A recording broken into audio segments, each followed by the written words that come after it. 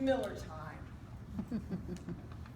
But suddenly, the smell of fresh paint hits your nose, and you hear something weird in the bedroom. And as you enter, you see that the walls are covered with a glistening coat of fresh paint in your favorite color. That was me, 1990, and my husband was leaning against his ladder, really proud. Big grin on his face as he yells, "Surprise!" Wow, that's amazing. I love it. Thank you. But hey, you missed a spot. Mr. Contest Master, fellow Toastmasters, and anyone else who's ever said anything that stupid.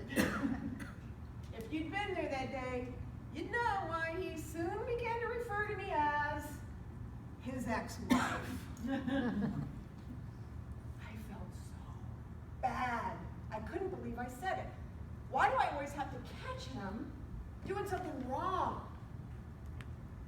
He storms off, and I head to the gym to work it off. And I go to the hardcore, heavy metal weight room. And I'm struggling. I am ready to give up. When I see this guy headed my way. He's a big guy. He's like a big, fit guy with a red dragon throat tattoo. I know what's coming. He's gonna walk right up to me. He's gonna say, "Lady, you belong over there in the Mariah Carey section." But instead, Throat Tattoo walks right up to me and says, "You work out harder than anybody else in here." Whoa. I was like busting out of my phone booth. I literally swaggered over to the free weights. And I had the best workout of my life. All because Throat Tattoo caught me doing something right. And as I'm leaving the gym, I'm thinking, why can't I be like that guy? Why do we always default to catching people doing something wrong? Have you ever wondered? Are we just nuts? Well, the answer is kind of, sort of, yeah. You see, we all have these little almond-shaped gizmos in our ancient brains called the amygdala.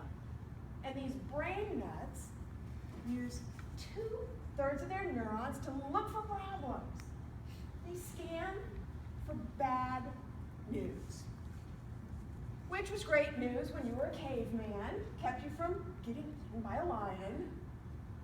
Have you been stalked by a lion lately? No, but your brain nuts, they don't know this. So I decided I'm gonna rewire my brain nuts.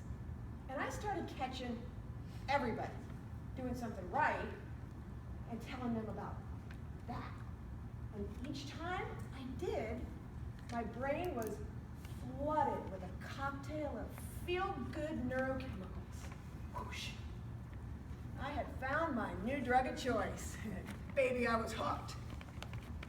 There was this kid who finally rode his bike around my daffodils. Okay, I caught him doing something right, and I told him about it. Whoosh. And this guy, down by the river, I see him every weekend. He's picking up trash. I caught him doing something really awesome, and you bet I told him about it. Whoosh. And then there was the lady at Walmart. You all know this lady at Walmart, the one with the screaming baby.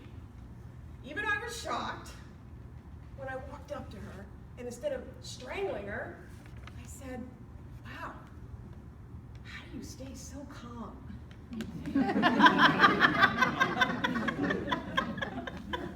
I wish I had been that kind of mother. She burst into tears, and we talked for an hour in the produce section. Whoosh! That's when I knew. My default had changed. I had rewired my brain nuts. They had passed the screaming baby test. Now my ex-husband, he stayed my ex-husband. And I remarried. But years later when he died, our daughter stood by proudly as her stepfather gave the eulogy for her dad. You see, these two had become unlikely friends because they decided early on to catch each other doing something right a lot and tell each other about it for her. Throat tattoo. He became my personal trainer. He's that guy that when you say, "No, I can't," he says, "Yes, you can." And I would say, "No, I can't." And he would say, "Yes, you can." And I would say, "Yes, I can." And he would say, "No, you can't." See, he taught me to catch me doing something right and to know my limitations. So will you rewire your brain nuts? Will you catch them doing something right, even if you don't like them all that much? Do it. You might make an unlikely friend. You will live a happier life.